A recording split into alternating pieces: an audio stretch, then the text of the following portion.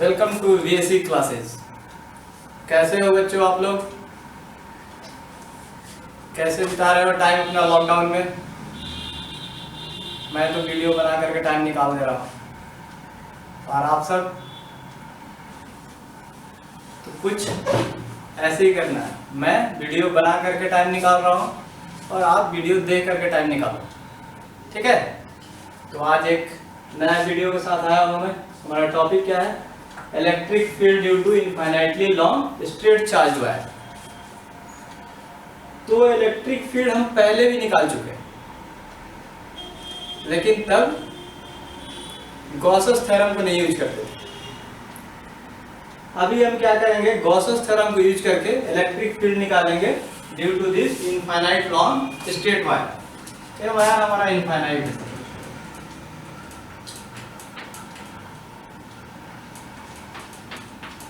ठीक है? And this wire is straight. तो यहां पे मैंने कंसीडर किया है Gaussian surface, cylindrical Gaussian surface, and this is at a distance of r। This is at a distance of r from the centre of the wire, ठीक है? ये wire हमारा पॉजिटिवली चार्ज है। This charge is uniformly distributed over the length of the wire, and I have considered as the uniform charge density is lambda coulomb per meter, ठीक है? तो आप यहां देखो, यहां तीन सरफेस क्रिएट हो रहे हैं, दो फ्लैट सरफेस और एक कर्व सरफेस। कैसे चौथा है हमारा? इधर फ्लैट, ऊपर फ्लैट, और ये हमारा कर्व सरफेस, ठीक है? तो कर्व सरफेस को मैं S1 माना हूं और दोनों फ्लैट सरफेस को S2 और S3। तो कुछ लॉजिक होगा 1 इधर बीच में रखने का, नहीं 1 इधर भी ले सकता था, 1 2 3। मैं 1 इसलिए लिया हूं क्योंकि मैं इलेक्ट्रिक फ्लक्स निकालूंगा 1 की वजह से, इलेक्ट्रिक फ्लक्स निकालूंगा 2 की वजह से, सरफेस 2 की वजह से, इलेक्ट्रिक फ्लक्स निकालूंगा सरफेस 3 की वजह से। और मुझे पता है कि these two surfaces will not contribute to the electric field. Why? Because the area vector, this ds2 vector and electric field both are at an angle of 90 degree. That is, they are perpendicular to each other. क्यों perpendicular होगा? Electric field या wire है, positively wire है, जिसका electric field ऐसे outward निकलेगा, ठीक है, सिमेट्रिक तरीका से। और ये सरफेस जो एरिया वेक्टर है हमारा, वो इसके परपेंडिकुलर होगा। तो ds2 vector is in this direction and this electric field is in this direction. Here this theta is 0 degree between this two vector. और यहां पर हमारा क्या है? कर्व सरफेस है। तो ये कर्व सरफेस का मैं पहले ही बताया था कि जितने भी कर्व सरफेस पे हमेशा नॉर्मल होता है इलेक्ट्रिक फील्ड का डायरेक्शन, और एरिया भी रेडियली आउटवर्ड ही होता है।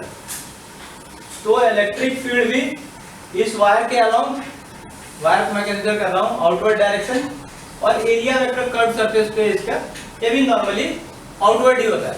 That is both electric field and area vector are in the same direction. That is theta equals to 0 degree. Like my S2 surface S3 is similar. तो इसका area vector इस direction में generate हो रहा है और इलेक्ट्रिक फील्ड है outward. This electric field is symmetrical along the position r। r इधर जितना यहाँ पे इलेक्ट्रिक फील्ड होगा उतना ही r डिस्टेंस पे इतना इधर भी इलेक्ट्रिक फील्ड होगा। तो ये दोनों सिमेट्रिक होंगे। तो I have considered as the electric field as symmetrical along the radius r, ठीक है? हाँ, तो मैं बता रहा था क्या कि इसे 1 क्यों लिया, 2 क्यों लिया, 3 लिया। बुक में कुछ भी लिखा रहता है, इलॉजिकल कुछ भी नहीं होता है, कुछ अपने कन्वीनियंस के लिए लिखते हैं हमसे, ठीक है? तो कन्वीनियंस यहाँ 1 लिया गया है, तो हम पढ़ चुके हैं electric flux is equal to surface integral of E ds1 plus surface integral of E ds2 plus surface integral of E ds3। Total electric flux क्या होगा? इन तीनों सरफेस से जो फ्लक्स क्रिएट हो रहा है हमारा, उनका सरफेस इंटीग्रल होगा E dot ds1, E dot ds2, E dot ds3। तो 1 मैं इसलिए लिया क्योंकि हमारा जो इलेक्ट्रिक फील्ड है सिर्फ कर्व सरफेस की वजह से ही होने वाला, क्योंकि ये दोनों केस में 90 डिग्री एंगल, तो ये हमारा क्या हो जाएगा 0, इसका भी क्या हो जाएगा 0। अगर आप इसको और एक्सपैंड करके लिखना चाहते हो तो लिख लो E ds1 cos theta and theta is for s1 the theta is 0 degree, ठीक है, तो आप 0 डिग्री लिख लो। दूसरा क्या हो जाएगा हमारा E ds2 cos थीटा कितना है? यहाँ थीटा 90 है, आप लोग बताते नहीं हो मेरे को। अच्छा, आप लोग कैसे बताओगे? ठीक है, तो आप थीटा इक्वल्स टू 90 डिग्री, यहाँ भी थीटा हमारा कितना है 90 डिग्री, तो यहाँ 90 डिग्री पुट कर दो। E ds3 cos 90, cos 0 कितना होता है हमारा 1, cos 90 क्या होता है 0, ये 0 हो गया तो ये पूरा पार्ट 0, उसी तरह से ये भी पूरा पार्ट 0 हो जाएगा। Means only the curved surface is contributing to the electric field। E ds1 cos 0 1, ये 0, फिर इसका भी 0। मीन्स फाइनली क्या आ गया हमारा phi equals to total flux is given by surface integral of E ds1। और मैं क्या बोला अभी कि इलेक्ट्रिक फील्ड हमारा सिमेट्रिकल है, this is symmetrical along the radius r, तो ये कांस्टेंट है, इसको बाहर निकाल लेंगे ds1, ठीक है। अब ये जो गॉसियन सरफेस मैं कंसीडर किया हूँ, इसका रेडियस कितना है r और लेंथ कितना कंसीडर किया हूँ मैं इसको l, तो ये सिलेंडर है, नॉर्मली हम इसे h लेते हैं, यहाँ l ले लिया हूँ, ठीक है। तो curved surface area of this cylinder ds1 का इंटीग्रेशन क्या होगा s1 means surface area of the cylinder, curved surface area of the cylinder, ठीक है। ये सब 10th में हम पढ़ चुके हैं, curved surface area of cylinder, total surface area of cylinder. तो यहाँ कर्व्ड सरफेस हमारा कंट्रीब्यूट कर रहा फ्लक्स को, इसलिए उसका फॉर्मूला लगा देंगे। तो this ds1 after integration it will change to s1 means the curved surface area of the cylinder। curved surface area of cylinder क्या होता है 2 pi r h, h की जगह मैं क्या लिया हूँ l, तो E into 2 pi r l, ठीक है। तो ये टोटल इलेक्ट्रिक फ्लक्स हमारा निकल गया। गॉसेस थ्योरम क्या बोलता है कि the total flux is equal to 1 by epsilon naught times total charge enclosed by the Gaussian surface। तो टोटल चार्ज इंक्लोज कितना होगा, टोटल चार्ज ऐसे मीन्स क्यू निकालना है, क्यू नहीं, मैं यहाँ सपोज किया हूँ सरफेस चार्ज डेंसिटी कितना लैम्डा, तो लैम्डा इक्वल्स टू क्या होता है क्यू अपॉन एल, तो क्यू इक्वल्स टू क्या हो जाएगा लैम्डा एल, ठीक है। तो मैं क्यू इक्वल्स टू यहाँ पर लैम्डा एल डाल सकता हूँ बाई एप्सिलॉन नॉट,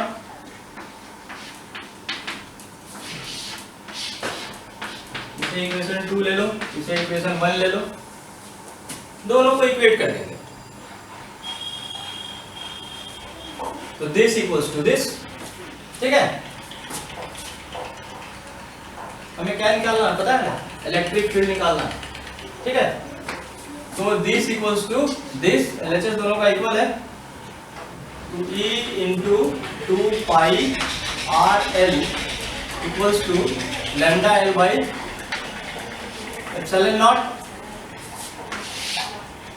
तो E इक्वल्स टू क्या हो जाएगा हमारा, L से L गया, E equals to lambda upon 2 pi epsilon naught 1 by R, यार नीचे चला गया हमारा।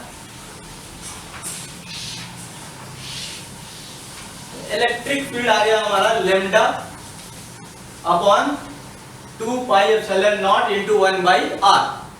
This means that the electric field is inversely proportional to the radius of the Gaussian surface.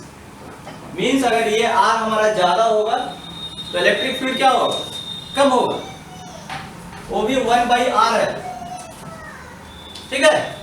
तो मैं यहाँ कंक्लूड कर सकता हूँ, therefore electric field is inversely proportional to 1 upon R। तो this is the expression for electric field due to infinitely long straight charge wire.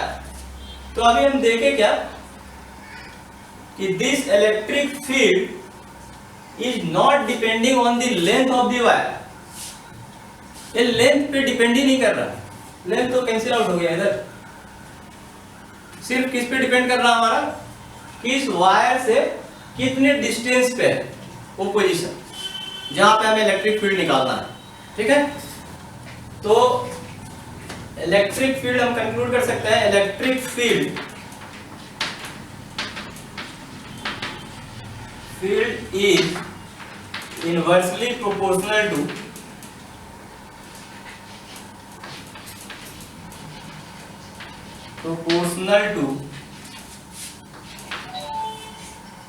distance of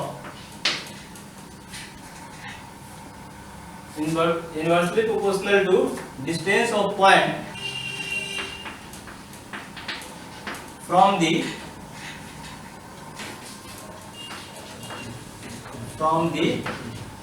wire. तो wire से कितना दूर हम जा रहे हैं, तो जैसे जैसे दूर जाएंगे वैसे वैसे इलेक्ट्रिक फील्ड कम होता चला जाएगा। तो ये बहुत सिंपल सा एक्सप्रेशन है, और ये पहले भी इलेक्ट्रिक फील्ड हम निकाले थे, पर वो गॉसेस थ्योरम को यूज नहीं किए, ठीक है।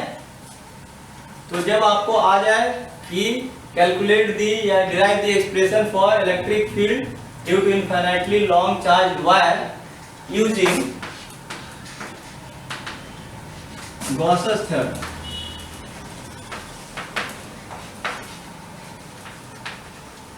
तो आपको ऐसे ही बनाना होगा, ठीक है। तो आई होप आपको समझ में आ गया होगा, बहुत इजी है। बस आपको याद रखना है क्या, 3 सरफेस है, 3 सरफेस में केवल कर्व सरफेस ही हमारा इलेक्ट्रिक फील्ड को कंट्रीब्यूट कर रहा है। ये दोनों सरफेस नहीं कर रहे हैं क्योंकि हमारा एरिया वेक्टर और इलेक्ट्रिक फील्ड दोनों परपेंडिकुलर हो जा रहा है टॉप और बॉटम सरफेस के केस में, इसलिए इनका एंगल 90 हो जा रहा है। तो हमारा सरफेस इंटीग्रल क्या हो जा रहा है, 0 हो जाएगा। ये दोनों पार्ट 0 ये कंट्रीब्यूट करता है। मैं यहाँ डायरेक्ट लिख दिया 0 0। Okay, thank you.